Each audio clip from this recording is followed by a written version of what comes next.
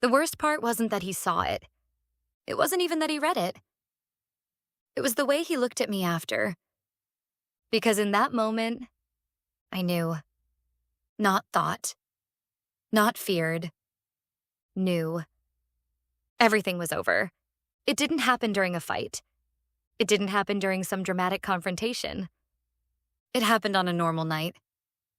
That's what makes it stay with me. Because if something had already been wrong, if we had been arguing, if things had been falling apart, I could have blamed it on that. But we weren't. We were fine. Or at least, I thought we were. We were sitting on the couch, close but not really touching, watching something neither of us was paying attention to. The TV filled the silence the way it had been doing more and more lately. Ethan had my phone. That wasn't unusual. We didn't have strict rules about that kind of thing. We knew each other's passwords. We trusted each other, or at least, he trusted me. I'm just going to look something up, he said absently, already unlocking it. Yeah, go ahead, I replied, not even thinking. That was my first mistake. Because if I had thought about it, even for a second, I would have remembered. The messages, the conversation I hadn't closed, the one I told myself I'd deal with later. But I didn't think about it. And by the time I did, it was too late. Hey, Ethan said. Just one word. But something about it made my chest tighten instantly. Yeah? I asked, turning slightly toward him. What's this? I felt it before I saw it. That drop in my stomach. That sudden, sharp awareness. And then I looked. The screen was open. The conversation was right there. No hiding it, no minimizing it. Every message, every word. Exposed. My chest tightened so fast it almost hurt. Ethan, I started. But I didn't know what I was going to say. Because there wasn't anything to say. Not anything that would fix this. He didn't look at me right away. He kept reading, scrolling slowly, carefully, like he was trying to understand it all. And I sat there, completely still. Because I knew the longer he read, the worse it got. It's not what it looks like, I said anyway.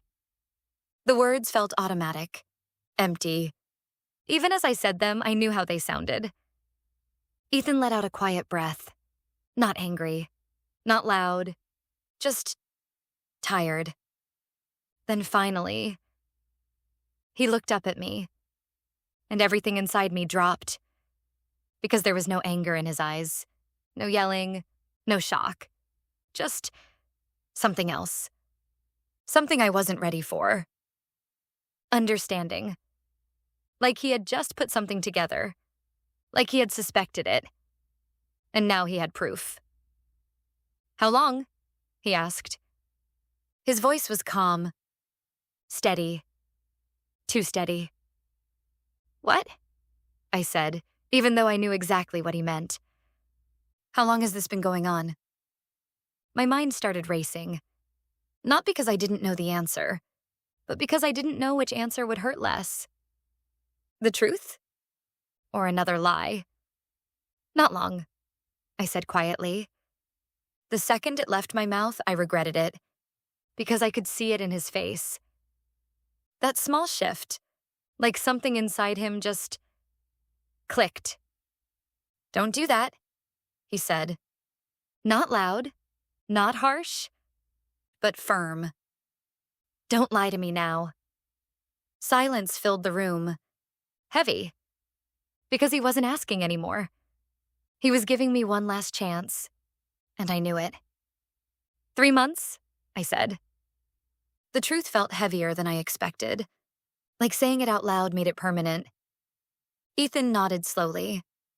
Not surprised. Like he had already guessed. Who is he? He asked. I hesitated. Not because I didn't want to tell him, but because saying his name felt like crossing another line. Like making it more real than it already was. Ryan, I said finally. Ethan's expression didn't change, but something about the way he looked at me did. "And what is this?" he asked, lifting the phone slightly. I looked at the screen, at the messages, at the version of myself I had been in those conversations. I barely recognized her. "I don't know," I said. And for the first time, that wasn't a lie. Because whatever I thought it didn't feel like enough anymore. Ethan studied me for a long moment. And then he said something I wasn't expecting. I thought I was imagining it. My chest tightened. "What?" I asked. "The distance," he said. "The way you've been." I looked down. I kept telling myself it was nothing, he continued, that I was overthinking it. Every word hit harder than the last. But I guess I wasn't. That silence that followed, it wasn't empty. It was full of everything that had been building without me noticing. "I didn't mean for it to happen," I said quietly. And I meant it. At least, I thought I did. Because it hadn't started like this. It had started small. A conversation. A connection. Something that felt easy. Something that didn't feel like it mattered. Until it did. Ethan let out a small breath. "No one ever does," he said. And that was it. No yelling, no accusations, just acceptance. And somehow, that was worse, because it meant he had already decided. "What happens now?" I asked. My voice felt smaller than I expected, like I already knew the answer. Ethan didn't respond right away. He just looked at me. And for a second, I saw it. The version of him that might have stayed. The version that might have tried. But it disappeared just as quickly. "I don't think there's anything left to fix," he said. And just like that, it was over. The next few days felt unreal. Ethan didn't argue, didn't bring it up again. He just pulled away. Quietly, like he had already accepted it. He started sleeping in the guest room, stopped texting me during the day, stopped asking how I was, stopped looking at me the same way. And that's when it really hit me. I would have rather he was angry. Because anger means something is still there. But this felt like nothing. A week later, he packed a bag. Not everything, just enough. "I'm going to stay with my brother for a while," he said. I nodded, because I didn't know what else to do. And then he left. No fight? No goodbye. Just gone. Ryan tried to reach out after that, more than once. But I didn't respond, because whatever I thought I wanted, it didn't feel worth it anymore. Not after seeing what it cost. And in the end, that's what stayed with me.